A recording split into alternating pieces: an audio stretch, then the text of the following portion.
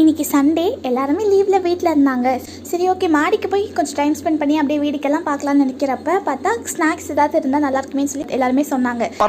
மொத்தமாக என்னையவே குறி வச்சு வந்தா என்னடா பண்ணுறது. நான் இப்போ இந்த ரெசிபி தான் பண்ண ஆரம்பிச்சு. இது ரொம்ப சீக்கிரமாக ஈஸியாக முடிச்சிடலாம். அது பண்ணுறதுக்கு 2 முட்டையை நான் வந்து உடச்சதில் சேர்த்துக்கிறேன். அது கூட கொஞ்சமாக பால் சேர்த்து அது கூட மஞ்சத்தூள், மிளகாத்தூள், உப்பு. இப்போ அது கூட நான் வந்து சக்கரை சேர்த்துட்டு அதை நல்லா ஒரு தடவை மிக்ஸ் பண்ணிவிட்டு பிரெட் ஸ்லைசஸ் வாங்கி வச்சுருந்தாங்க வீட்டில். எப்பயுமே இந்த மாதிரி ஈவினிங்ஸ் வீக்கெண்ட்ஸ் வந்து நாங்கள் வந்து பிரெட் டோஸ்ட், பிரெட் ஜாம் அந்த மாதிரி ஏதாவது பண்ணி சாப்பிடுவோம். அதுக்காக அப்பா பிரெட் வாங்கி வச்சுருந்தாரு வீட்டில். அதை வச்சு நான் நல்லா இன்றைக்கி வந்து இந்த எக் பிரெட் டோஸ்ட் போட்டோம்.